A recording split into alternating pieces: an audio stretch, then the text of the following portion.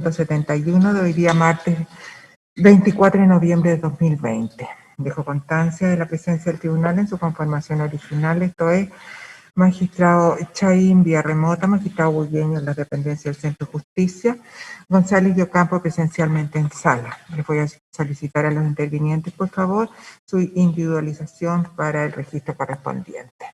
Buenas tardes, Ministerio Público.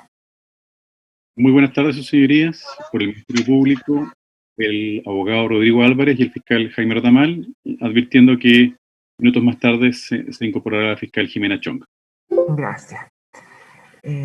Consejo de Defensa del Estado, buenas tardes. Buenas tardes, señoría. Por el Consejo de Defensa del Estado comparece la abogada Lucía Aguirre Camargo por vía remota. Gracias. Servicio de Impuestos Internos, buenas tardes. Muy buenas tardes, su señoría, y a todos los intervinientes. Por el Servicio de Impuestos Internos comparecen la abogada Adriana Zúñiga Calderón y el abogado Manuel Navarrete, ambos por vía remota. Gracias. Seguimos con el querellante Fundación Ciudadana Inteligente y otros. Buenas tardes. Buenas tardes, señoría. Por Fundación Ciudadana Inteligente, Federación de Pescadores Artesanales de Corral, Sindicato Independiente de Armadores y Pescadores Históricos de Valdivia y Fidepesca San Juan, comparece el abogado Nicolás Acevedo por vía remota. Gracias. Seguimos con querellante por don Hugo Gutiérrez. Buenas tardes. Muy buenas tardes, su señoría, el resto de intervinientes. Por el querellante Hugo Gutiérrez Galvez comparece el abogado Felipe San Martín a través de vía remota. Buenas tardes a la defensa del acusado señor Ortiz. Buenas tardes, sus señorías. Por don Jaime Ortiz Buchón comparece vía remota el abogado Sergio Rodríguez Oro. Señor Ortiz, buenas tardes. Buenas tardes, su señoría. Jaime Ortiz presente a la audiencia 271. Gracias. Buenas tardes a la defensa del acusado señor Isasi. Buenas tardes, magistrado. Buenas tardes a todos los intervinientes. Comparece el abogado Cristian Mardones Flores en representación de doña Marta Isasi Barrera por vía remota. Gracias. Señor Isasi, buenas tardes. Muy buenas tardes, presidenta. Muy buenas tardes, magistradas. Muy buenas tardes a todos los intervinientes. Me encuentro presente vía remota. Gracias. Defensa del señor Lobos, buenas tardes. Muy buenas tardes, su señoría, y el resto de los intervinientes. En representación de Fernando Lobos Torres, la abogada Catalina Tuane, vía remota. Mi representado también me acompaña vía remota, su señoría. Señor Lobos, buenas tardes. Chao, muy buenas tardes. Lobos Torres, vía remota. Gracias. La defensa de Corpesca S.A., buenas tardes. Buenas tardes, magistradas. En representación de Corpesca S.A. comparecen vía remota los abogados Carlos Balbontín y Waldo Pau. Gracias. Corresponde entonces en esta audiencia recibir la réplica del Consejo de Defensa del Estado.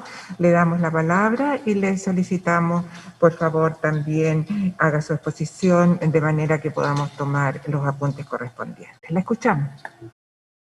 Muchas gracias, su señoría.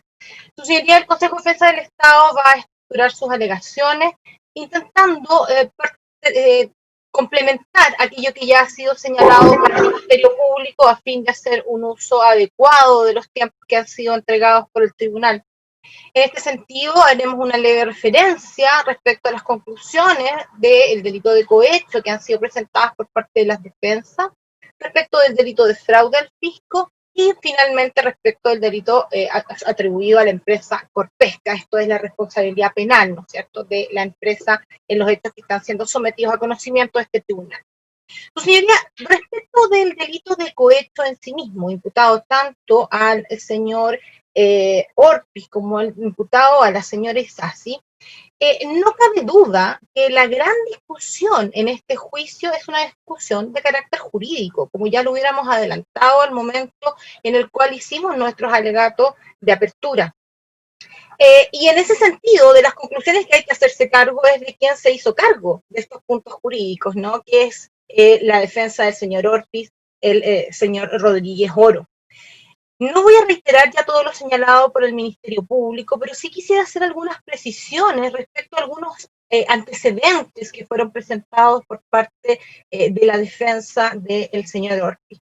En un primer término, pretender aplicar en este caso una tesis como aquella sostenida en el caso Coimas es una situación que, lejos de favorecer la tesis de la defensa, la perjudica. ¿Y la perjudica por qué? porque si sus señorías leen atentamente el fallo del caso Coimas, fallo que, como sabemos, está contenido en la sentencia de la Corte Suprema, rol 3430-05, 05, si bien lo digo, es un fallo que, si bien absuelve a algunas personas, lo hace respecto de un particular y lo hace respecto de funcionarios estatales no parlamentarios. Los parlamentarios, en este caso, fueron condenados a través de una calificación del 248 bis del inciso segundo, pero la referencia que se hace al pago de campañas políticas se hace respecto de una persona que en ese momento no detentaba el cargo de funcionario de parlamentario, razón por la cual los razonamientos a su respecto van sobre la base de alguien que no está ejerciendo un cargo. Cuestión que obviamente va asociada, además, como lo advertimos en nuestra apertura, a que había insuficiencia probatoria. Sin embargo, en el caso de los diputados fueron condenados en este caso. Tanto el señor Cristian Pareto como el señor Jaime Jiménez Villavicencio fueron condenados por el delito del artículo 248 bis. Y su señoría, hay que tomar en consideración que en su caso fueron condenados además en cuanto al ofrecimiento, en cuanto al pago de una suma determinada de dinero a su respecto, ¿no? O sea, en cuanto al beneficio, en cuanto a la acreditación del beneficio económico a través de dichos de terceros. Es decir, fueron declaraciones. Aquí no sucedió, como en este caso, que tenemos un amplio registro respecto de los pagos de los sucesivos cohetos que se fueron realizando. Y en este sentido, su señoría, quisiese empalmarlo con otra afirmación que me parece también riesgosa por parte de la defensa en torno a citar jurisprudencia para avalar su tesis. Y es la situación que se produce respecto a citar los desafueros de esta causa. Su señoría, nosotros entendemos que la sentencia de desafuero tiene un carácter de sentencia preliminar. No puede considerarse, por lo tanto, que estamos frente a una situación en la cual la Corte Suprema o la Corte de Apelaciones, a través de sus plenos, han resuelto, ¿no es cierto?, que la persona es responsable. Eso es lo que le corresponde a este tribunal. Pero ya que la defensa ha utilizado los desafueros de esta causa para efectos de sostener y de traer agua al molino de su tesis, no podemos sino hacer lo mismo. Y en ese sentido, su señoría, hay dos cuestiones que debemos corregir. Primero, la ampliación del desafuero que fue solicitada por el Ministerio Público no es que haya sido rechazada respecto del delito de cohecho. No fue esa la resolución de la Corte Suprema. Seamos precisos. Lo que hizo la Corte Suprema fue señalar que era innecesario seguir desaforando al señor Jaime Ortiz. Y esto queda claramente consignado en el considerando tercero de la sentencia de desafuero de 6 de septiembre del año 2017, en el cual, en el rol 36806-2017, ¿no es cierto?, del desafuero, en el cual en su considerando tercero se consigna lo siguiente, que según lo que se ha expuesto, ya que se refiere, ¿no es cierto?, a los pagos que realiza Corpesca al señor Ortiz, declarado ya el desafuero por la imputación del delito de cohecho, todo comportamiento atingente a la misma figura penal en la medida que presente identidad en la época de acaecimiento e involucre a los mismos sujetos, quedará comprendido en los alcances de la citada declaración. Dicho de otra manera, uno o más hechos específicos no detectados para los efectos de la declaración de desafuero, pero que se enlazan bajo una misma figura típica, dando cuenta de la uniformidad de la modalidad delictiva puesta al servicio, no harán necesaria la ampliación del desafuero. Una lectura atenta de este artículo da cuenta no de que se trate de un solo cohecho como pretende la defensa, sino que lo que señala es que los hechos acaecidos en el espacio temporal que corresponde a este juicio, es decir, desde el año 2009 hasta el año 2013, cada uno de los hechos específicos que allí se van desarrollando y que corresponden todos a la figura del artículo 248 bis, no requerirán de un nuevo desafuero porque corresponden a los mismos sujetos bajo la misma modalidad del día. Está autorizada de esta manera la forma en la cual puede procederse en contra de una persona que gozaba de fuero constitucional, ¿ya? No quiere decir con esto la Corte Suprema que aquí no exista una gran cantidad de delitos. Y abona esa tesis justamente el voto disidente del ministro Carlos Miller. Y la abona el hecho de que él rechaza la posibilidad de que podamos hablar de un delito, comillas, permanente de cohecho. Y critica en su posición una frase que para nosotros sería no es constitutiva del tipo, sino que es meramente argumentativa para efectos de presentar los antecedentes, que es esto de que el señor Ortiz se encontraba a disposición de la empresa Corpesca. A disposición de la empresa Corpesca, su señoría, es una frase argumentativa que se utiliza para ejemplificar la gran cantidad de tiempo que fue solicitando y recibiendo desde la empresa Corpesca los aportes económicos que consisten en definitiva el beneficio económico de cada uno de los cohetos que se van produciendo en el tiempo. Así, el ministro Miller lo que hace es que justamente considera que esta frase él no la considera afortunada porque da a entender, pareciera que se trata de un delito permanente y esto no es así, con lo cual reafirma nuevamente la posición de esta parte en torno a que cada una de las solicitudes constituye un delito de cohecho por separado. Cada una tiene su propio emprendimiento, cada una de ellas pudo haber sido realizada o no por el señor Ortiz, y esto del acuerdo basal del cual de nosotros hablamos es sencillamente elementos básicos en los cuales el señor Mujica y el señor Ortiz estaban de acuerdo que cada vez que se solicitaran uno al otro iban a estar disponibles. Cada solicitud de esa disponibilidad, constituye un cohecho porque cada una de ellas satisface completamente los elementos del tipo.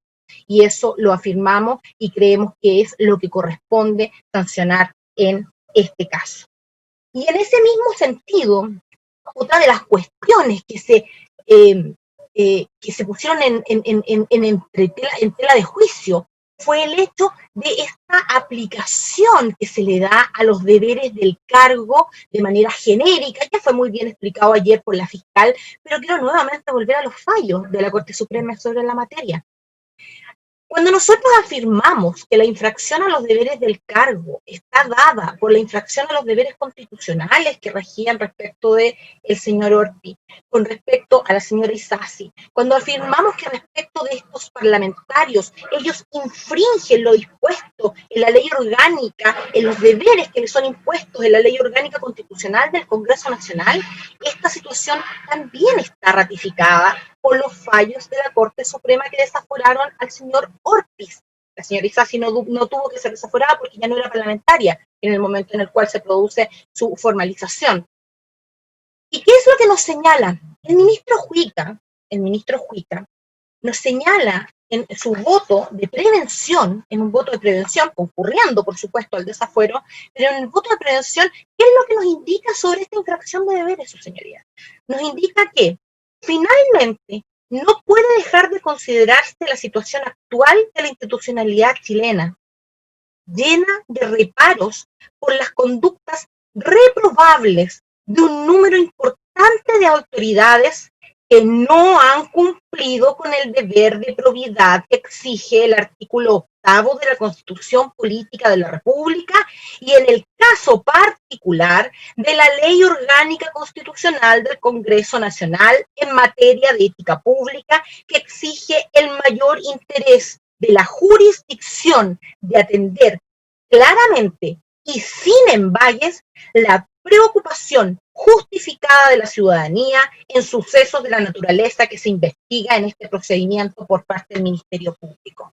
Su señoría, el ministro Juica deja clarísimo que estos deberes referidos a las imputaciones que se estaban haciendo en su momento al señor Ortiz derivan de la ley del Congreso Nacional. Aquí no hay ninguna vaguedad, no hay ninguna generalización de deberes, son deberes específicos, los deberes específicos contenidos en los artículos 5 A y 5 B de la ley de la ley orgánica del Congreso Nacional y de su reglamento respectivamente en cuanto a él se refiere. Y en este sentido, su señoría, no existe ninguna vaguedad ni ningún reproche meramente ético, sino que es de la ética institucional propia del deber del funcionario público de comportarse de acuerdo a determinadas normas conductuales.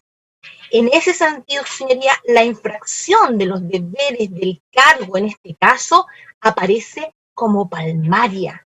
Aparece palmaria en atención a la incapacidad de estos parlamentarios de haber rechazado o haber evitado el acercamiento hacia una empresa, hacia los ejecutivos, hacia el principal ejecutivo de una empresa que estaba directamente relacionada con materias en las cuales ellos tenían injerencia al momento de legislar.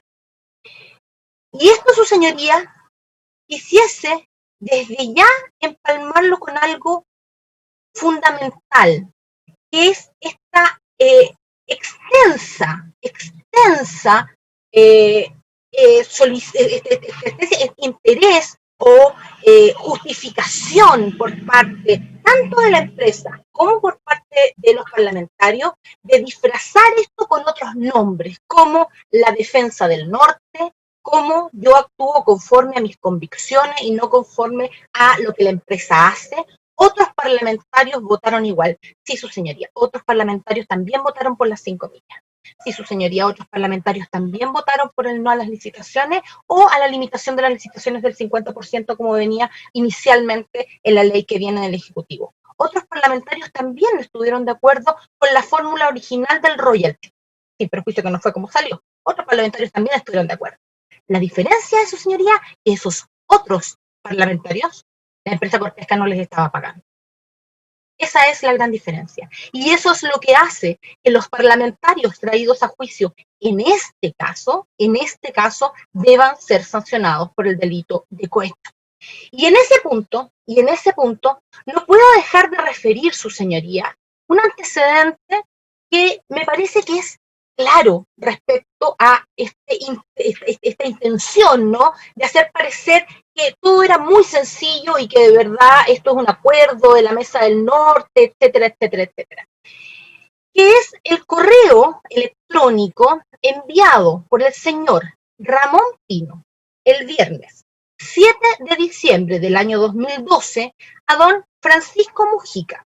Este correo corresponde a la evidencia material número 12 y fue incorporado a este juicio el día 16 de diciembre del año 2020 con la explicación, con la declaración del señor Mujica. Este correo, su señoría, traía un adjunto que rezaba recomendaciones Comisión de Pesca, Cámara de Diputados con comentarios.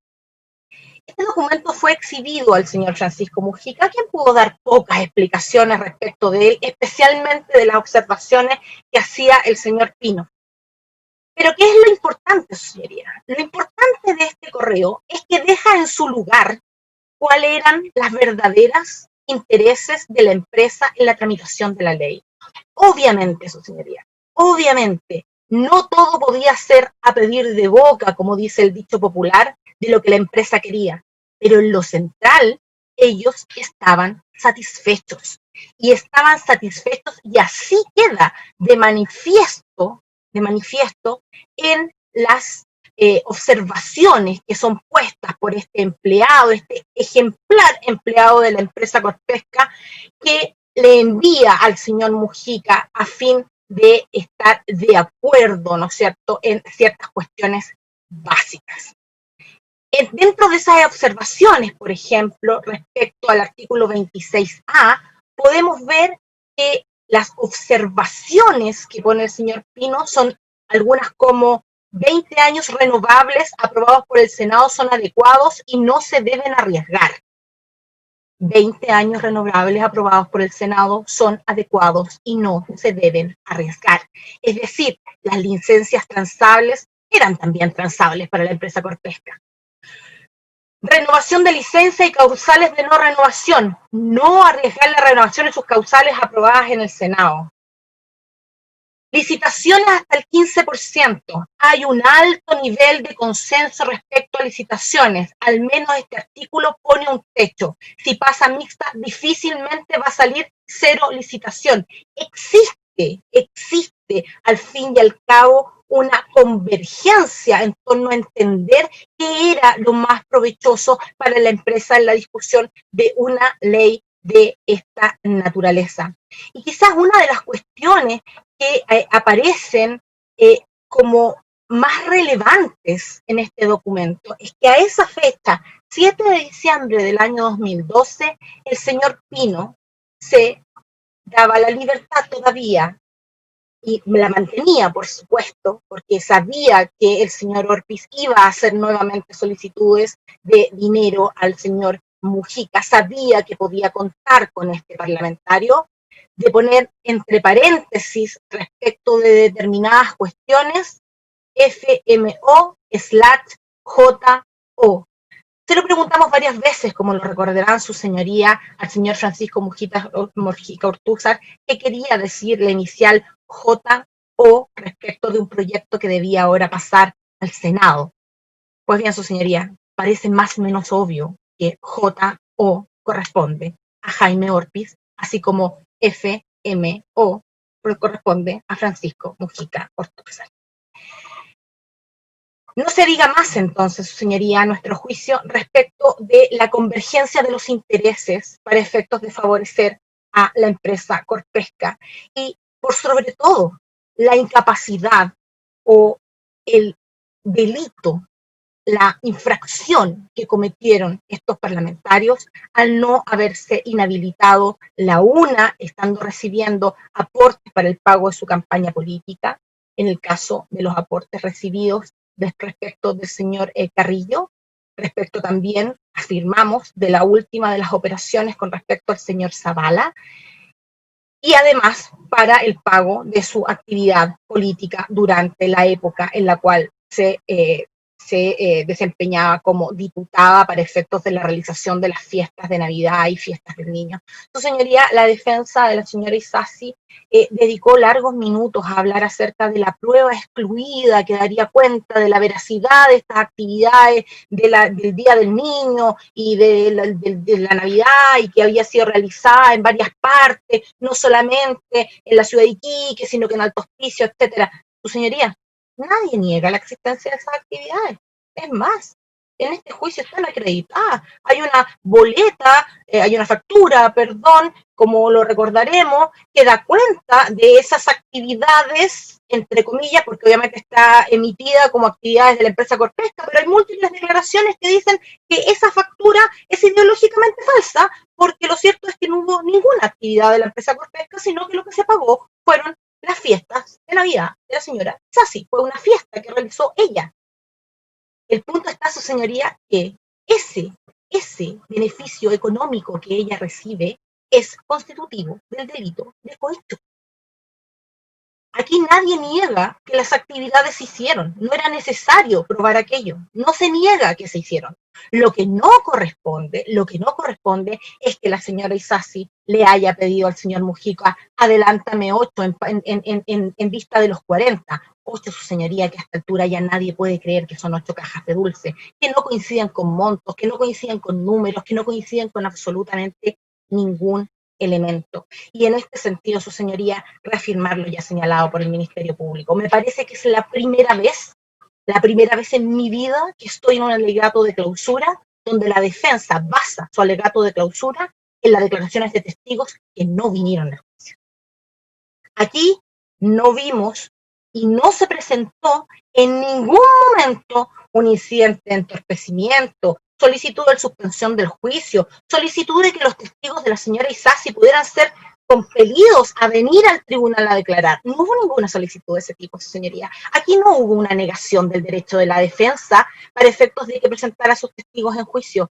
Y yo estoy segura que si a este tribunal se le hubiese solicitado algún medio de apremio para que esos testigos comparecieran porque eran importantes para la defensa y así se hubiese solicitado, este tribunal lo habría concedido.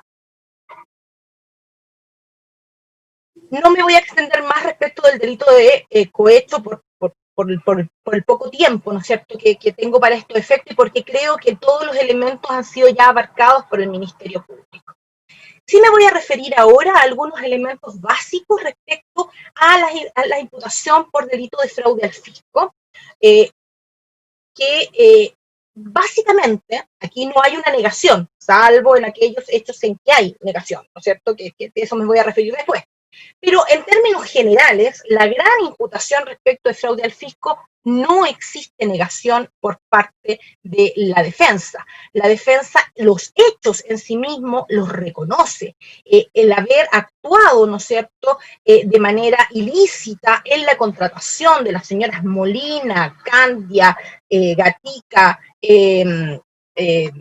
y las otras dos personas que tengo menos en edad, pero no es relevante para estos efectos, estos cinco otros delitos de fraude al fisco que son imputados en este juicio, la discusión es nuevamente de carácter jurídico. La defensa sostiene que no nos encontramos ante un delito de fraude al fisco, sino que se trata de un delito de malversación, y para esto cita doctrina respecto del delito de malversación, y no doctrina respecto del delito de fraude al fisco. Y cita algunos fallos respecto del delito de malversación, y no respecto del delito de fraude al fisco, por supuesto. Y en este sentido, señoría, yo me quisiera quedar solo con dos reflexiones respecto de este tema nuclear. Tres reflexiones. Primero, una de las cosas que hace la defensa ingresando en esta discusión es señalar que el Consejo de Defensa del Estado había cambiado de opinión. Su señoría, yo di las explicaciones y aún así la defensa continúa diciendo que el Consejo deberá explicar cómo es que hace este cambio de opinión cuando los antecedentes están. Señoría, los antecedentes están ahí. El escrito de ampliación del Consejo de Defensa del Estado no solamente cambia de calificación jurídica, se justifica, como nunca. El Consejo de Defensa del Estado dice, ¿saben qué? Nosotros realmente con una mayor reflexión y estudio de los antecedentes hemos decidido que esto es fraude al fisco. Y de hecho, para hacerlo, en la primera querella que se presenta por el delito de malversación, solamente refiere a la participación del señor Orpiz. En los delitos de cohecho y fraude al fisco, y de la señora Mujica en el delito consiguiente de soborno, ¿no es cierto? Pero lo que aquí sucede es que los antecedentes en ese momento no teníamos claridad respecto a cómo se manejaban los fondos de los parlamentarios, especialmente porque los primeros antecedentes que nosotros teníamos daban cuenta de boletas emitidas a nombre del senador. Sin embargo, un estudio completo de los antecedentes nos da cuenta con las resoluciones de que efectivamente él nunca tuvo a su disposición los fondos, nunca estuvo bajo su custodia los fondos, sino que siempre estuvieron bajo la custodia del Senado. Y en este sentido, su señoría, voy a pasar al segundo punto, que es decir, bueno, pero ¿cómo hacemos esta diferenciación entre nos encontramos ante un delito de malversación o nos encontramos ante un delito de fraude? Y ahí es donde surge con fuerza la jurisprudencia reciente de la Corte Suprema que ya citáramos en nuestro alegato de apertura. La sentencia 3763 del año 2018 es clarísima en señalar que la gran diferencia entre un delito y otro no es la mayor trascendencia de si el funcionario tenía o no tenía los caudales bajo su cargo o su custodia en la interpretación que uno quiera darle, jurídica o una tenencia material, ¿no es cierto?, de los caudales o efectos públicos, sino que lo que le imprime el carácter de fraude, y así de sencillamente lo señala la Corte Suprema, es que la conducta que perjudica el patrimonio fiscal es la maniobra defraudatoria, el ardid de que habla el sentenciador, el despliegue de falsas apariencias para inducir error al destinatario de la acción engañosa que en este caso es el fisco al ocasionar el perjuicio pecuniario. Este engaño que surge desde dentro de la administración, y vamos a escribir a esta tesis para efectos de solucionar, ¿no es cierto?, todas las discusiones en torno a si este es un delito de engaño o de infracción de deber. En ambas hipótesis el señor Jaime Orpiz cumple con el presupuesto típico del artículo 239, sin embargo, es que no es sencillamente el funcionario que tiene a su cargo fondos y los utiliza sin tener que realizar ningún tipo de falsificación, ni ideológica, ni entrega de otros antecedentes, ni la expedición de documentos tributarios falsos, etcétera. ¿Ya? Aquí lo que tenemos es sencillamente un funcionario, cuando hablamos de malversación, que tiene fondos que se los apropia, sin ningún tipo de maquinación. En este caso, sí fue necesaria, y pudimos ver las boletas de honorarios de los funcionarios, pudimos ver que sus trabajos estaban sobrevalorados, hay reconocimiento sobre esa sobrevaloración, hay un contrato con el Senado que dice montos que no son reales y que no corresponden a las asesorías que efectivamente se prestaron, y que por lo tanto nos dan cuenta de maniobras engañosas para que el fisco se desprenda de su patrimonio y se lo entregue a estas personas. En efecto, los profesores, la profesora Magdalena Osandón y el profesor Rodríguez, de lo que nos hablan a propósito del iter criminis de este delito, es que, fíjese, señoría, el delito de malversación de caudales públicos, página 395 del Manual Delitos contra la Función Pública de Luis Rodríguez Collao y Magdalena Osandón, segunda edición actualizada. En la página 395 nos señalan: el delito se perfecciona con la sustracción de los caudales o efectos, y en la práctica esto se comprueba cuando de la rendición de cuentas respectiva se desprende que faltan dineros u objetos. Pues, señorías, este no es el caso. Este no es el caso. Aquí no hubo ninguna rendición de cuentas. Aquí nadie pedía rendición de cuentas a un funcionario que supuestamente tenía los caudales a su cargo. Quienes tenían que tener las cuentas eran los funcionarios del Senado. A los funcionarios del Senado se les engaña para efectos de entregar este dinero. No es al señor Orpiz a quien se le pide una cuenta respecto de cómo los invirtió, porque él los tiene dados y por lo tanto están allí a cargo aún del patrimonio fiscal, y para que se les entregue, él tiene que realizar alguna acción en perjuicio y para perjudicar el patrimonio fiscal. En este sentido, su señoría, nos parece que es claro que en esta hipótesis el tipo penal aplicable es el de fraude.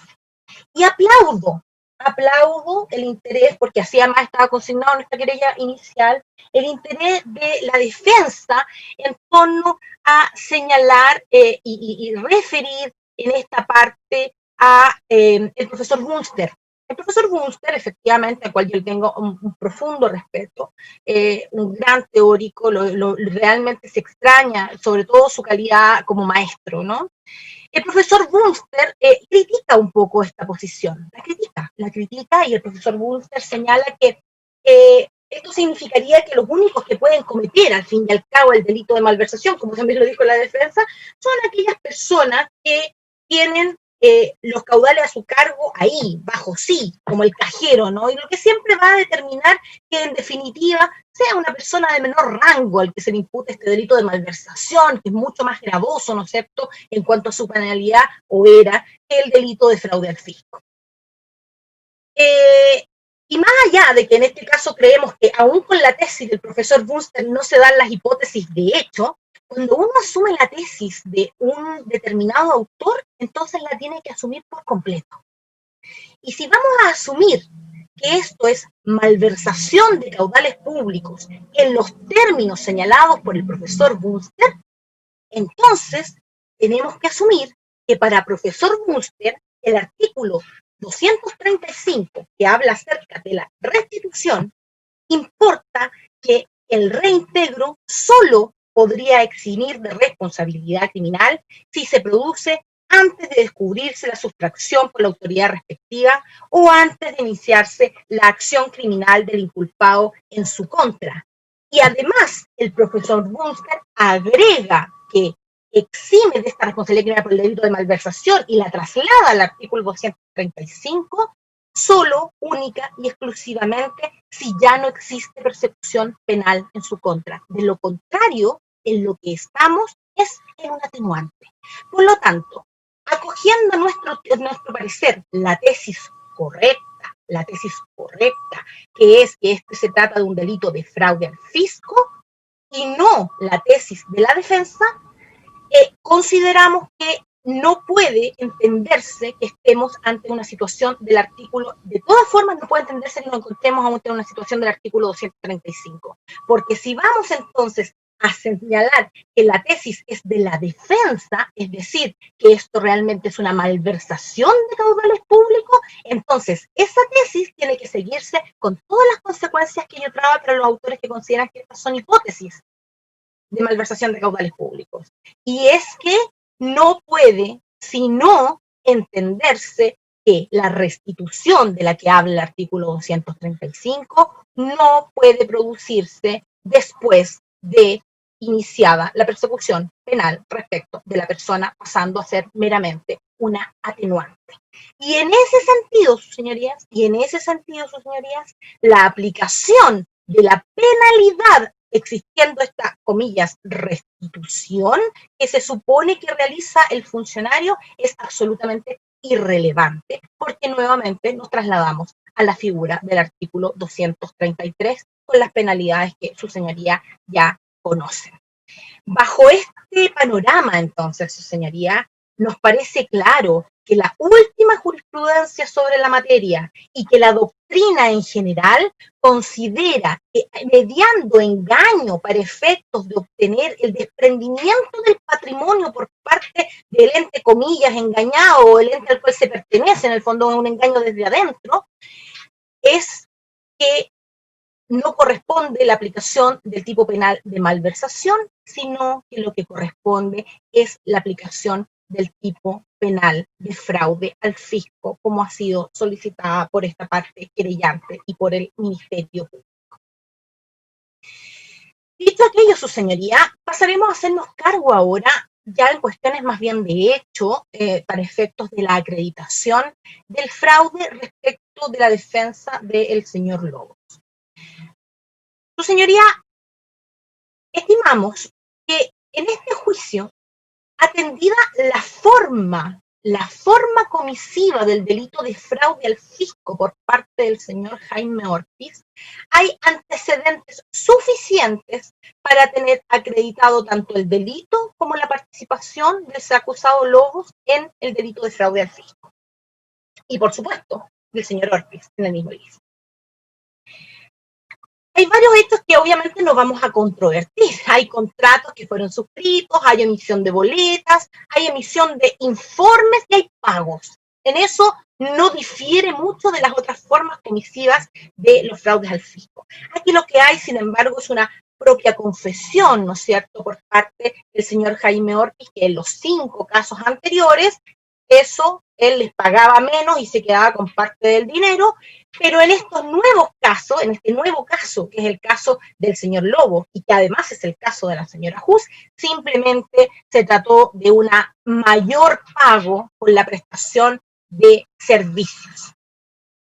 La pregunta concreta entonces aquí es si ese aumento de remuneración en el caso de la señora Blenda Hus, pero lo que es importante, y centrándonos en el señor Lobos, si acaso esos trabajos del señor Lobos son reales, completamente reales, o que se trata de la misma modalidad comisiva respecto de los demás fraudes. Creemos que hay antecedentes indiciarios fuertes, hay prueba indiciaria fuerte, tan firme como una prueba directa de que la forma en la cual se da la contratación del señor Lobos es similar a la forma en la cual se produce la contratación de las otras 5 personas respecto de las cuales existe un reconocimiento de una parte de fraude fiscal, de la comisión del delito de fraude fiscal. Hay indicios suficientes para tener por probado que el dinero no era totalmente para el acusado Lobos y que esto se trata de un fraude. La prueba indiciaria, insistimos, hay amplio consenso en doctrina y jurisprudencia que tiene el mismo valor probatorio que la prueba directa, su señoría, como ayer ya lo refiriera la Fiscalía. Dentro de estos hechos probados en el juicio y que dan por establecido el fraude, podemos señalar a lo menos los siguientes que extrañó de alguna manera la defensa, ¿no?, del señor Lobos. En primer lugar, vamos a hablar de la desproporción. Así vamos a llamar a esta parte, la desproporción. La desproporción con otras asesorías contratadas por el señor Ortiz que eran parcialmente reales. Su señoría, entre junio del año 2015 y marzo del año 2016, se le pagaron al acusado Lobos 30 millones de pesos, es decir, 3 millones de pesos mensuales por sus asesorías parlamentarias. 3 millones de pesos mensuales por sus asesorías parlamentarias. El monto pagado, su señoría, no solamente es alto, sino que hace inverosímil que haya sido real en atención a la prueba producida en este juicio en orden a los trabajos efectivamente realizados por el señor Lobos.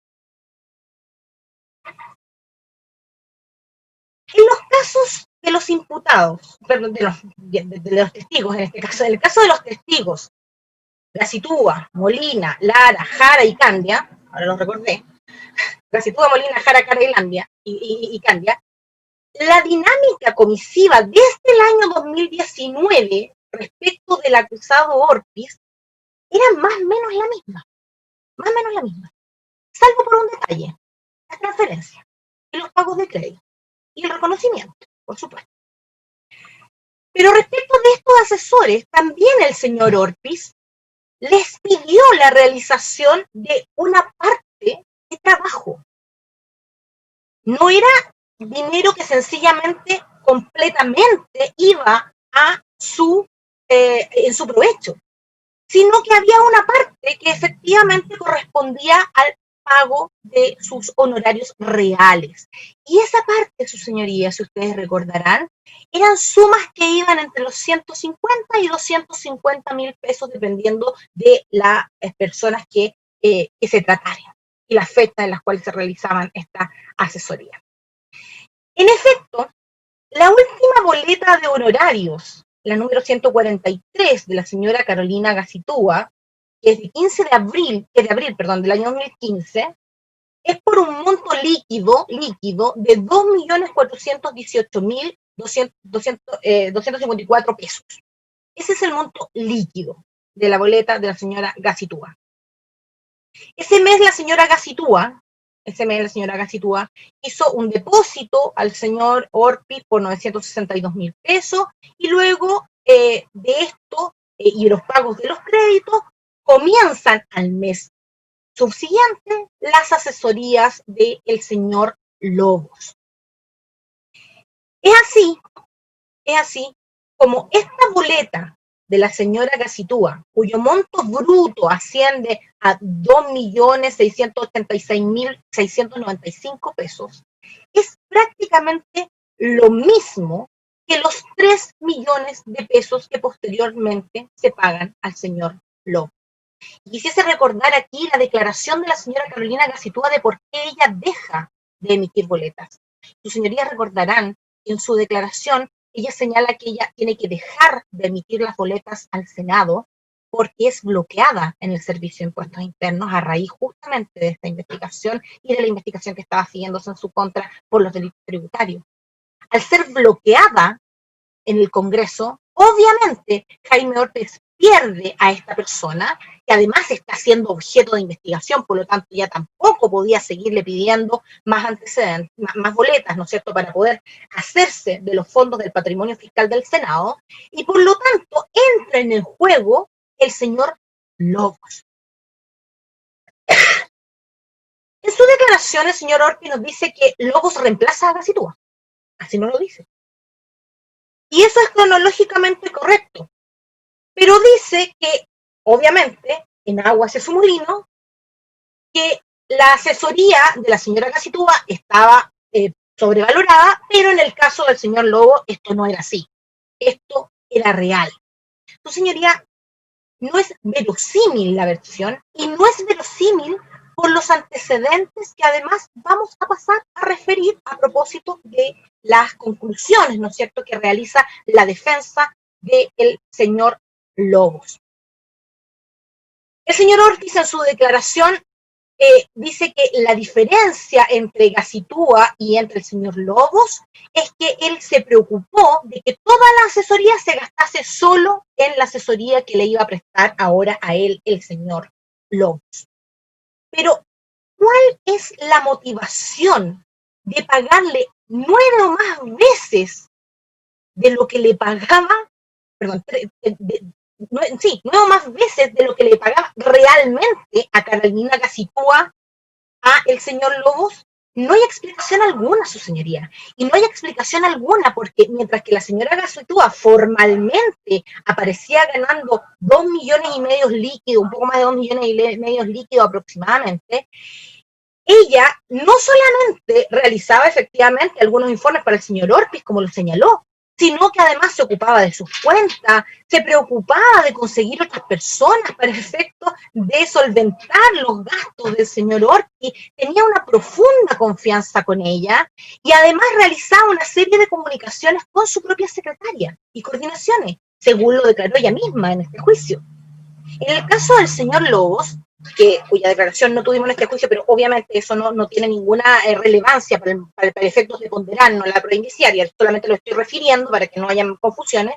En el caso del señor Lobos, no solamente no sabemos qué era lo que hacía, aparte de estos informes malos y cortos, como vamos a ver, y que eran muy pagados, sino que además, su señoría, no hay dentro de la prueba común, de la prueba de la evidencia material número 12, más que resabios de algunos correos mínimos, 2, un correo y unos oficios que den cuenta de la realidad siquiera de la asesoría del señor Lobos. Se señaló por la defensa que las asesorías no eran solamente hacer los informes, sino que además eran llamadas por teléfono, asesorar, hablar con el senador. Está claro, su señoría, por la declaración de la señora Diana Quiroz, que la relación entre Lobos y Orpiz estaba mediatizada por la señora Viviana Quiroz. Que si hubiesen habido estas llamadas telefónicas de las cuales habla la defensa, no aparece ningún antecedente que dé cuenta de ellas. No hay correos durante todo este lapso, su señoría, no hay correos en la evidencia material número 12. No se puede pedir que sea esta parte en la que pruebe un hecho negativo, porque el hecho negativo el hecho positivo de la existencia de esos correos correspondían a la defensa. El hecho positivo de nosotros estamos negando la existencia de esas asesorías. No existen y la prueba reunida no da cuenta de que existan. Si existían, corresponde a la defensa probar el hecho negativo. Probar que estamos equivocados en el hecho negativo y que sí existían correos, que sí existían comunicaciones entre el señor Orpiz y el señor Lobos, cuestión que en este juicio no se da. Y el elevado costo de la asesoría que dice la defensa no está acreditado de ninguna manera en este juicio. El Ministerio Público debió haber dicho más o menos cuánto costaba la asesoría. Su señoría, si declararon todos los asesores de Orpiz. Los asesores de Orpiz, que reconocían sus asesorías sobrevaloradas, sus asesorías sí tenían un valor. Tenían un valor económico que, como ya lo hemos señalado, conforme a las declaraciones que ellos prestan en esta causa, eran montos que iban entre los 150 y 250 mil pesos para efectos de su pago como asesores propiamente tal. ¿Ya?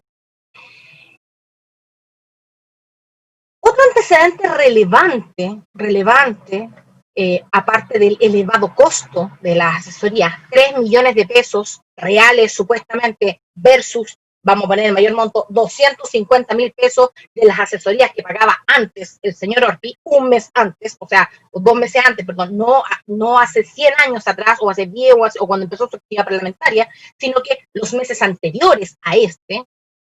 A eso se suma las cartulas que pudimos revisar del señor Lobos. Este es otro antecedente indiciario relevante, su señoría, que tiene que ser ponderado por este tribunal. El comportamiento bancario del señor Lobos es a lo menos indiciario de que hay parte del dinero que la gastaba en algo que desconocemos. ¿Por qué? Porque coincidentemente, su señoría, si nosotros vemos la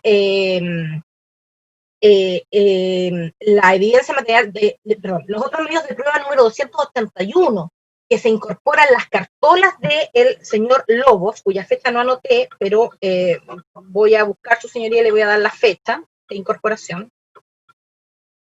No hay problema, siga nomás. Gracias, señoría. La evidencia material, los otros medios de prueba 281, ¿de qué nos dan cuenta esas cartolas, su señoría, que tuvimos a la vista? Esas cartolas nos dan cuenta de que entre el 26 y 30 de junio del año 2015, cuando se recibe la primera transferencia de los dineros del señor Orpiz, hay 3 transferencias realizadas a Viviana Quirós por un total de 1.100.000 pesos y en paralelo una transferencia a la hija de la señora Viviana Quirós por 500.000 pesos. ¿Pero qué pasa el mes de julio? El mes de julio recibe este cheque del Senado, ¿no es cierto?, por 2.700.000 descontado el impuesto, son 3 millones menos el impuesto, por supuesto, por 2.700.000 descontado el impuesto, y acto seguido retira 2.250.000 pesos por caja, su señoría, por caja, quedándose con un saldo que coincidentemente, su señoría, corresponde a los mismos montos que eran los montos que se pagaban realmente a los asesores, cuyos sueldos también estaban abultados para cometer este delito de fraude al fisco. En el mes lo mismo sucede en el mes de agosto. Nuevamente hay un retiro con la misma suma, su señoría, 2.550.000 pesos por caja en el mes de agosto. En el mes de diciembre hay una acumulación, retira 4.2 millones, etcétera. Hay una coincidencia de retiros de dinero en efectivo de altos montos que no se condicen con alguien que maneja una cuenta corriente. Hay que tomar en cuenta que cuando el señor Lobos recibe la primera vez el sueldo del Senado, sabíamos, ya lo sabemos, que estaba sin trabajo en ese momento, pero tenía un saldo de 18.294 pesos. Al día siguiente retira los 2.550.000 y nuevamente queda con un saldo de 160 y tantos mil pesos. 150.000 pesos correspondientes a este cheque, que son sus honorarios como asesor, es lo que sostenemos nosotros, y el resto es retirado en efectivo. Su señoría, si el señor Orpiz tenía tantas deudas que le hacen justificar su accionar, ¿qué pasó? De abril a mayo de ese año, ¿ya no tenía deudas? ¿Las pagó todas? ¿Las canceló todas? ¿O siguió pagando las cuotas? Pudimos ver de sus cartelas, de sus últimas cartolas, que siguió pagando las cuotas. Esta pequeña diferencia, ¿no es cierto?, como decíamos, es absolutamente compatible con, entonces, los montos que eran girados a sus anteriores asesores que le colaboraron en la realización de este fraude. Ahora bien, ¿qué es lo que pasó aquí entonces, señoría? Aquí pasó algo muy sencillo. Solo cambió la forma de proceder respecto de la forma de hacerse de los fondos. Y es muy razonable, señoría. A esta altura, la investigación ya estaba en curso.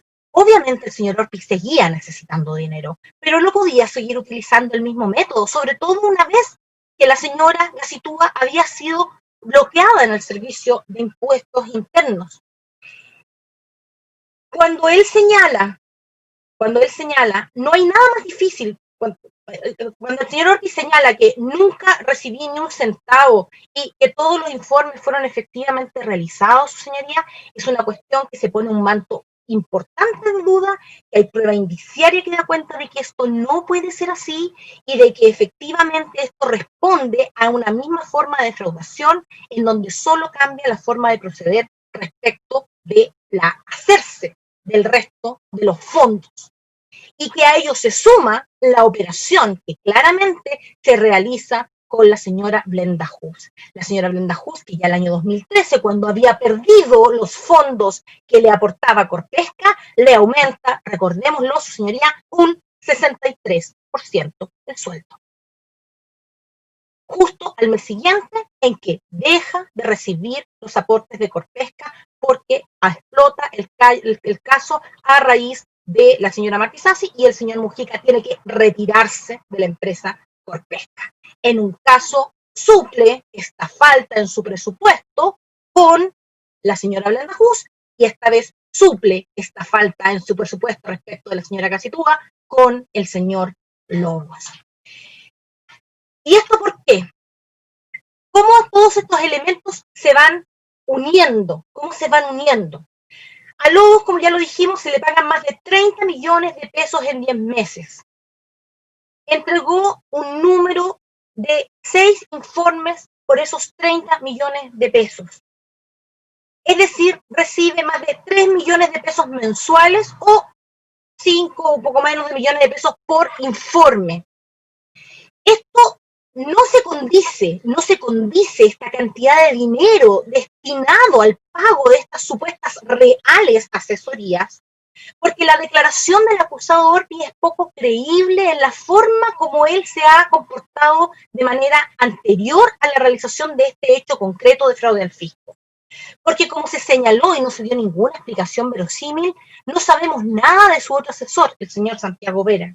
Porque la dinámica comisiva es exactamente la misma. Lo único que cambia es que ahora la ley, el reglamento, exigía la entrega de informes en papel, lo cual obviamente complicaba un poco más la realización y refrenda además la necesidad de catalogar esto como un fraude al fisco. Ellos necesitaban un documento, uno al menos, que justificase los desembolsos por parte del Congreso. Porque las fechas de las asesorías del señor Lobos son justo después de la salida de la señora Gacitúa, como ya se señaló, y porque corresponden a montos semejantes a los que ellas se pagaban, y sabiendo desde ya que respecto de ella estaban claramente sobrevaloradas, y que respecto de ella, las labores que realizaban eran incluso más que aquellas que realizaba el señor Lobos. La reacción del señor Ortiz ante el reportaje de CIPER lo hace reaccionar por la señora Blenda Hus, insistime. Ahora que la señora Gacitúa no tiene las bolitas del Servicio de Impuestos Internos, tiene que seguir pagando sus deudas y utiliza al señor Lobos. Porque además, su señoría, la forma como la situación de entrega de informes se va dando, no se trata sencillamente aquí de que sean informes que a lo mejor no satisfacen los estándares de los acusadores, como señaló la defensa. No existe aquí ningún informe que diga cómo deben ser los informes. Señoría, el mismo proceso, este mismo juicio, nos da cuenta de los valores de las asesorías. Este mismo juicio nos da cuenta de que los informes no pueden ser plagiados, así lo señalaron los funcionarios del Congreso, el profesor Cordero. Existe además una reglamentación racional dentro de nuestro sistema normativo en orden a no permitir que el plagio sea una cuestión que sea absolutamente impune. Aquí no se trata de que uno no pueda copiar. Si uno puede copiar, su señoría, indudablemente yo puedo sacar informes de internet, como dice mi declaración, dice la defensa del señor Lobo, pero si yo dije aquí que lo había sacado de internet y de la prensa, sí, aquí dice internet y prensa en el informe para el pago de los honorarios que firma el señor Ortiz, pero resulta que nosotros vimos los documentos y ninguno refería ni una sola fuente. Aquí, su señoría, resulta otro punto que debe ser alegaciones de la defensa del señor Lobo. Es irrelevante, es absolutamente irrelevante el descrédito que pretende hacerse del aperito respecto del origen del material con el cual realiza su pericia. ¿Por qué? Porque su señoría, y todos los vimos, están incorporados como prueba aparte. Les dimos lectura. Son los mismos que fueron incorporados por la defensa, por la propia defensa de la prueba común de la cual ella se hizo, son los mismos que utilizó la señora Cintia Quiñones, son los mismos, exactamente los mismos, y a los cuales se les dio lectura en este juicio y que su señoría claramente daban cuenta de las mismas conclusiones. Basta leer estos informes. Evolución del tonelaje transferido, documento Word. 4 páginas, su señoría. 4 páginas. Documento proceso de reconstrucción. 10 páginas, su señoría. 10 páginas. Me estoy refiriendo, perdón, su señoría, en el caso del primero de los citados, la prueba 667C común. En el caso de proceso de reconstrucción, 552 letra P, número 15, común. En el caso del 522 letra P, número 23, común. Informe en torno a la industria pesquera de Tarapacá. 12 páginas, su señoría. 12 páginas. Informe 522P, número 21. Inversión en la terminal 1 de la zona franca, perdón, del puerto. 8 páginas, saltadas con inmensos espacios y gráficos entre medio. Informe número 500, informe de sistemas informáticos de la empresa portuaria Iquique. Prueba documental 528, letra C y D común. 9 páginas, su señoría. 9 páginas. El proyecto Arcona, incorporado a través de la documental 528A y B común. 8 páginas. La situación de zona franca Iquique, que obviamente da lugar a lo que voy a referir ahora. 661H, 2 común, 3 páginas, su señoría. 2 de ellas son gráficas. Su señoría quisiese recordar cuando hicimos lectura de estos informes, cuando lo hizo la defensa, y pudimos ver que había páginas en las cuales a la página siguiente se repetía el mismo párrafo, donde eran párrafos que no cerraban, donde no había conclusiones, donde no había números de páginas, donde no había ningún antecedente. En conclusión, su señoría, el informe de la señora Cintia Quiñones, que tanto critica a la defensa, de verdad que en este juicio hubiese sido hasta innecesario, porque bastó ver los informes, estos 6 informes que entrega el señor Lobo para efectos de acreditar un pago por 30 millones de pesos, 3 millones de pesos mensuales, para darse cuenta que esos informes claramente están sobrevalorados, su señoría, y que a lo más cuestan lo que cuestan las asesorías reales que en este juicio que se ha acreditado pagaba el señor Orpi, entre 150 y 250 mil pesos. Sin embargo, obviamente la defensa nos dice, pero la asesoría no son solo los informes. Las asesorías no son solo los informes, las asesorías son además el resto de las comunicaciones. Su señoría, juicio de más de un año, como lo sabemos. Una prueba de evidencia material número 12 gigantesca, que todas las defensas y todas las partes tuvimos a disposición. Un correo electrónico. Un correo electrónico. Un correo electrónico del señor Jaime Orpiz al señor Fernando Lobos el día 8 de marzo del año 2016, su señoría. 8 de marzo del año 2016. Cuando el señor Lobos ya había declarado en la fiscalía y cuando el señor Orpiz ya se había alegado su desafuero y al día subsiguiente fue desaforado. El señor Orpiz fue desaforado el 10 de marzo del año 2016. ¿Y qué es lo que aparece en este casual correo? El único correo. Disculpa, Fernando, había hecho mal los cálculos. Las caídas más importantes, de acuerdo a los datos Perú y Bolivia y Uruguay y Paraguay, son 26,66. Los significativos son las ventas al exterior. Creo que ahí está lo necesario para concentrar el análisis. Esto corresponde, su señoría, al documento 661G común incorporado el 11 de abril del año 2019. Correo del señor Jaime Orpiz al señor Lobo, acompañado a este juicio en la fecha ya referida. Y a eso que sumamos el trabajo del señor Orpiz. ¿Qué sumamos del trabajo del señor Orpiz? Sumamos unos oficios que se habrían mandado al Senado. También corresponden a oficios que referirían, ¿no es cierto?, el trabajo realizado por el señor Orpiz. Por cierto, se refiere al trabajo en la zona franca, este trabajo de 3 páginas, ¿no? Y de los trabajos que había realizado respecto a estos temas. Corresponden al documento 850E, números 1, 2, 3, 4 y 5. Son en total 5 oficios. 4 de ellos fechados el 7 de enero del año 2016, cuando el señor Lobos ya había declarado en el Ministerio Público y cuando ya había sido solicitado el desafuero del señor Orpiz.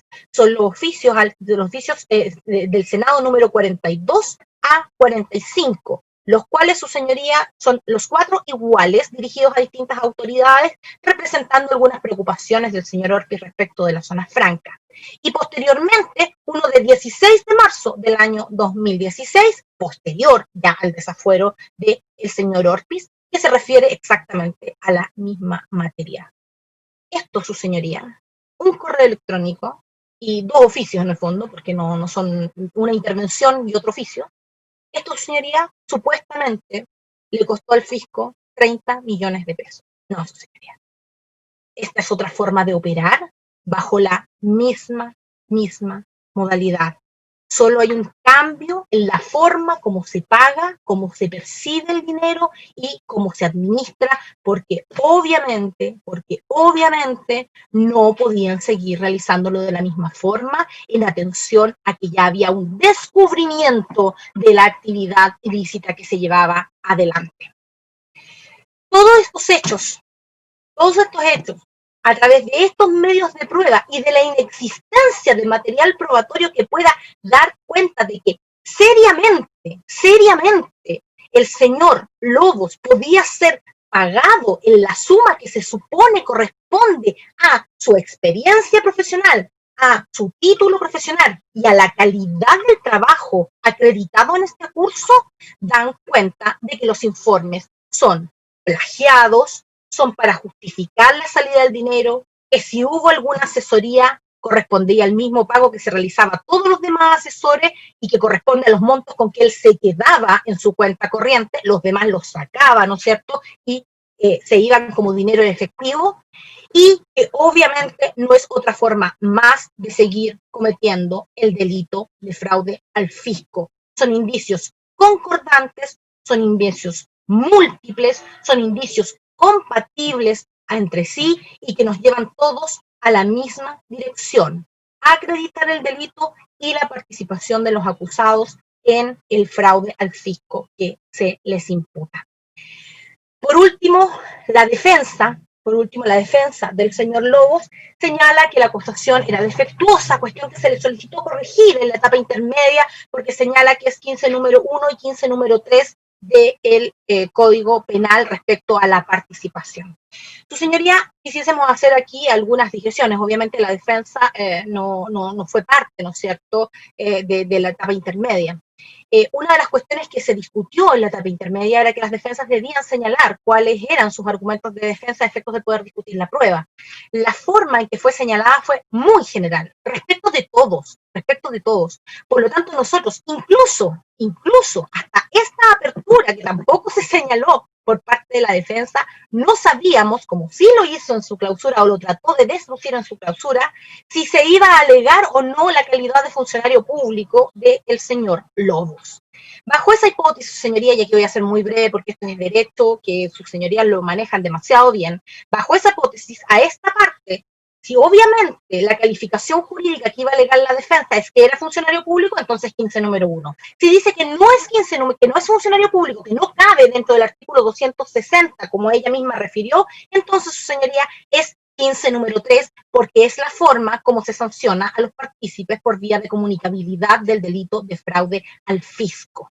Es por eso que se hace esa referencia al 15 número 1 y 15 número 3, debiendo adaptarse la acusación a lo que se dijese en este juicio respecto de la calidad en la cual la defensa entendía que esta persona estaba dentro del juicio. Si decía que era funcionario público, no hay ningún problema, aquí es el número 1. Si decía que no es funcionario público, entonces no es que la figura se traslade de fraude del fisco a una estafa común, sino que lo que se aplica es teoría de la comunicabilidad ampliamente aceptada por la Corte Suprema y por la jurisprudencia de nuestros tribunales, que se imputa a los particulares la figura misma basal del fraude al fisco por el 15 número 3, que, aun cuando está dentro del artículo de coautoría, constituye una forma de participación. Y es así como se construye la comunicabilidad. Es por eso que se hace esa referencia y es por eso que no se cambió en la audiencia de preparación. Y sellando ese título entonces, y sellando ya la situación del señor Lobos, sostenemos que conforme a la amplia descripción del artículo 260 del Código Penal, sustancialmente el señor Lobos es un funcionario público. Esa interpretación amplia del artículo 266 que habla de la funcionalidad, porque es porque a lo que atiende es a la función que cumple la persona, es un funcionario público y por lo tanto debe ser sancionado a título del artículo 15, número 1 del Código Penal. Y ahí está la precisión que estaba en de menos la defensa, que obviamente, como no lo señaló esto mismo en su alegato de apertura, no pudimos hacerlo en las cláusulas. Paso ahora, su señoría, en los minutos que me quedan, me quedan 3 minutos. Paso a su señoría a referirme a la responsabilidad penal de las personas jurídicas y a las conclusiones respecto de la empresa Corpesca. Su señoría, hay algunos elementos que han sido ya referidos por parte del Ministerio Público, por lo tanto no ahondaré en ellos, pero sí me gustaría hacer hincapié en 2 cuestiones fundamentales. En primer lugar, la imputación de la defensa Corpesca a través de todo su alegato, como ya lo señaló ayer la fiscal Jimena Chong, en torno a la visión de túnel del Ministerio Público, no puede ser en ningún caso acogida por este tribunal. Y lo sostenemos por lo siguiente, su señoría. Porque la visión de túnel a la cual se refiere el profesor Duche en su artículo que fuera referido por la defensa y que está publicado en la revista de Derecho de la Universidad de Coquimbo, algunas lecciones a partir de 4 casos de condena de inocentes en Chile, ese artículo, que está disponible además en Cielo, es un artículo que se desarrolla sobre la base de casos concretos. Pero es sobre la base de casos concretos, señoría, que si ustedes analizan lo que allí aparece o ya conocen este artículo del profesor, de lo que habla es de cero actividad investigativa, no de lo que se presenta a juicio. Cero actividad investigativa, no del material reunido. Lo cierto es, su señoría, que los elementos de los cuales la defensa se hace cargo en su alegato de la clausura, gran parte de los elementos de los cuales la defensa se hace cargo en su alegato de clausura son elementos que están contenidos en la investigación llevada adelante por el Ministerio Público. Por lo tanto, aquí no hay la visión de túnel que se acusa. Aquí lo que se está acusando en el fondo es como una especie de acusación de túnel. Es decir, el Ministerio Público cree que la empresa Corpesca es culpable y por lo tanto solo presenta prueba que da cuenta de que no realiza estas actividades. Señoría, nada más alejado de la realidad. Lo que se hizo en este caso, tanto por el Ministerio Público como por parte del Consejo de Defensa del Estado al momento de presentar la prueba, fue tratar de dejar en evidencia que la existencia de un modelo de prevención del delito no da cuenta de la eficacia del modelo según lo exige la ley. Según lo exige la ley.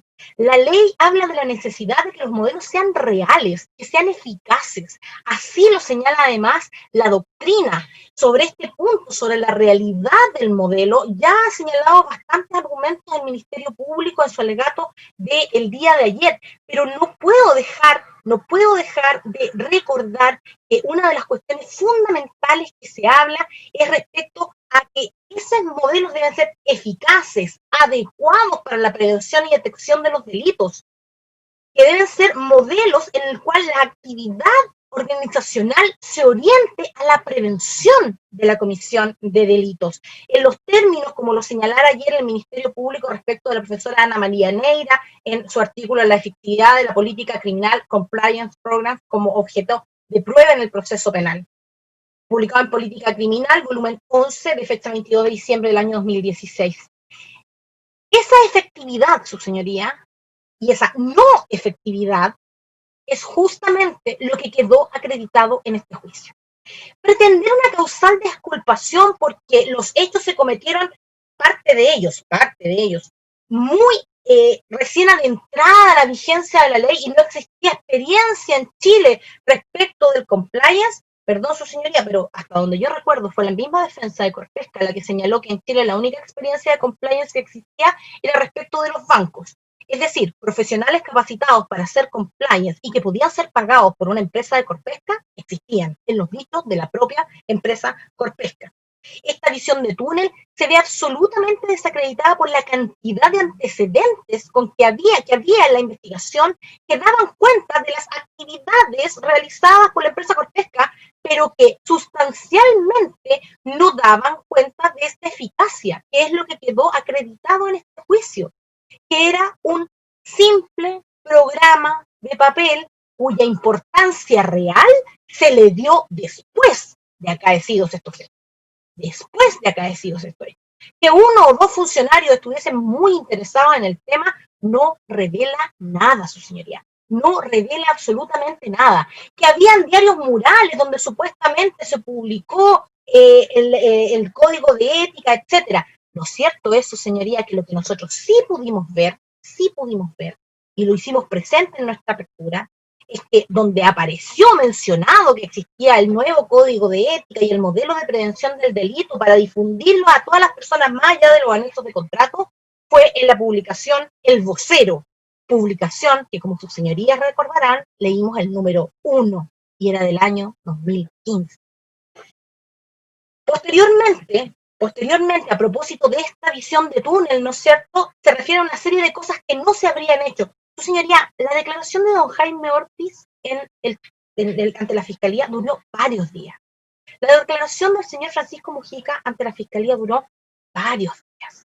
Si había algo más que preguntarle, si había algo más que hacer, si había algo más que mostrarle, aparte de todos los documentos que ya se le habían mostrado, todas declaraciones que terminan con una seña, y así además lo declararon los testigos, el señor Mujica lo declaró, de que estaba muy cansado, que llevaba muchas horas declarando. ¿Ustedes se imaginan lo que significa si cada declaración tuviese que mostrarse cada documento que se va a mostrar en juicio? Parece que no es lo razonable. Y no es lo razonable porque así lo estableció además la jurisprudencia. Recordemos que la jurisprudencia de nuestra Corte Suprema permite incluso que vengan a declarar testigos que nunca han declarado en el juicio, señalando que el contradictorio se produce ahora, aquí, en este juicio. Y eso, su señoría, no es investigar, es sencillamente entregarle a los testigos documentos que debe reconocer porque o emanan de ellos o ha participado en su elaboración o los ha reconocido a propósito de las declaraciones que va prestando. Y eso es lo que se hizo y se hace. Se hizo en este juicio y es lo que se hace en los juicios. En ese sentido, señoría, quisiese solamente señalar que el mismo artículo del profesor Duche que se cita a propósito de la visión de túnel da cuenta de, en su punto 2.4, el rol de los abogados defensores. Y ahí, su señoría, ya no voy a reiterar lo que se ha dicho. Pero sí quiero ser presente que aquí no hubo reapertura de la investigación, aquí no hubo diligencias que fueran solicitadas por la defensa, de declaraciones de testigo, ni de las declaraciones de la empresa. Su señoría, difícilmente, en este punto, en responsabilidad penal de la empresa, nos vamos a encontrar con un juicio más difícil para los acusadores. Todas las personas que vinieron a declarar, o prácticamente todas las personas que vinieron a declarar respecto de responsabilidad penal de la empresa, son actuales empleados de la empresa.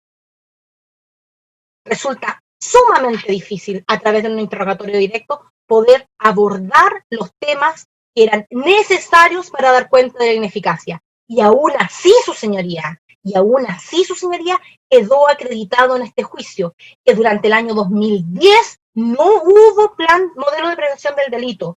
Que cuando el año 2011 se aprueba el modelo de prevención del delito, el año 2012 y el año 2013 la empresa Corpesca siguen sucediendo los mismos actos ilícitos no detectados. Y lo que es más importante, el señor Francisco Mujica declaró en este juicio, declaró que respecto de él, en su funcionamiento, uno de los principales agentes en los términos de la ley de responsabilidad penal de la empresa, no había ningún control dentro del modelo de prevención del delito. La designación del señor Jaime Ortiz, que es el encargado de prevención del delito, es de carácter formal. Él no solamente sigue haciendo su actividad que se denomina de auditoría, cuando dependía, ¿no es cierto?, del Departamento de Finanzas, sino que además él, su señoría, hasta firma los cheques con los cuales se pagan los cohechos. Como al momento de firmar el cheque ni siquiera pregunta a qué se refiere, qué encargado de prevención del delito es ese. En la empresa no existía una cultura organizacional destinada a prevenir los delitos. Cuando se habla por parte de la defensa, que aquí se dijo que no habían contratos firmados por parte de los trabajadores anexos de contrato. Su señoría, 7 contratos. Leyó 7 contratos la defensa. 7 contratos. 2 de ellos del año 2012 y los demás 2 de inicios del año 2013. Y de ahí nos saltamos hasta mucho más adelante. Conflictos con los trabajadores habrían impedido la firma de los anexos y los ejecutivos principales de la empresa, el gerente general, el gerente de finanzas, la gente de auditoría, los jefes de planta, eso tampoco podían firmar los contratos. Y además esos eran los que eran realmente importantes que se hiciesen cargo de la situación. Finalmente, solamente en honor al tiempo, quisiésemos señalar, su señoría, que cuando la ley habla de un modelo, como lo dijimos en su momento, el objetivo del modelo es la prevención. En la medida, obviamente, no se puede evitar que se cometan delitos, no se puede evitar. Pero lo que tiene que existir es un modelo que nos hable de la posibilidad de prevenir la comisión de los delitos. Y en este juicio, basta con haber acreditado, aunque se acreditaron muchas otras cosas, no firma de contrato, que el encargado no tenía la suficiente independencia, pero basta con haber acreditado que el señor Francisco Mujica, perdone la frase, señoría, hacía y deshacía en su gerencia general para dar cuenta de que efectivamente no había un modelo de prevención del delito. Otra de las cuestiones, además, su señoría, que nos habla la doctrina, que son relevantes en los modelos de prevención, es que producido un hito como este, la empresa reacciona. ¿Y cómo reacciona esta empresa? Eric Van Hanel, su señoría, hizo una investigación que no pudo determinar los pagos en esa oportunidad, señor Jaime Ortiz. Insisto, su señoría, vimos al final de la defensa de Corpesca cuando nos presentó los documentos respecto de las boletas pagadas en Santiago. Eran pocas, eran 12, 10, 15, era el documento que más boletas tenía. Y en esas boletas eran claramente identificables los pagos a Jaime Ortiz, porque las personas que estaban siendo pagadas, el soborno estaba siendo pagadas a través de ellos, ganaban más que el director de la compañía. Se les pagaba por día de boletos de honorarios más que el director de la compañía. ¿Cómo alguien no se iba a preguntar quién es esta persona? Pero lo que es más grave, su señoría, la empresa demuestra su interés, no solamente en este documento que refería al inicio y que se da cuenta de cuáles eran los intereses reales de la empresa, sino que además demuestra su interés al no haber ejercido ninguna acción legal en contra del señor Francisco Mujica para obtener la restitución de los dineros, que si esto hubiese sido un modelo de prevención funcionando, debieron haber precavido. Y siendo un modelo de prevención que estaba en estructura, como dice la defensa de Corpesca, que estaba toda comprometida, la empresa nos interesa mucho, les interesa tanto que descubren un delito y no demandan a nadie. Y no demandan a nadie, su señoría. No se establece ningún tipo de acción y a cambio de aquello se pagan todos los derechos laborales al señor Mujica sin iniciar ningún tipo de acción legal y además, su señoría, sigue trabajando para la empresa running, como lo vimos, que pertenece al mismo grupo del señor, del controlador Está en de su la empresa, tiempo, el señor Angelini. abogada. Y esto da cuenta, señoría, y aquí cierro, y esto da cuenta, señoría, de por qué sigue el señor Mujica dentro de la empresa. Sigue dentro de la del corporativo, más bien dicho. Sigue dentro de la empresa él, sigue dentro de la empresa el señor Pino a través de Selecta, porque aquí no existe una noción de ética corporativa como pretende hacerlo parecer la defensa. Para Corpesca, como lo señaló su director, el señor Angelini, en su declaración, esto fue un error de administración. Por eso, señoría, consideramos que la empresa Corpesca debe responder, porque hasta el día de hoy califica estos ilícitos como un error de administración. Gracias. Continuamos entonces con la réplica del Servicio de Impuestos Internos. Tiene sus 20 minutos.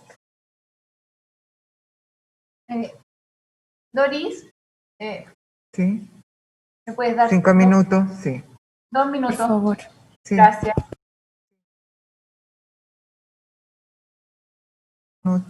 Y continuamos entonces con el servicio. Gracias. Señoría. Señoría.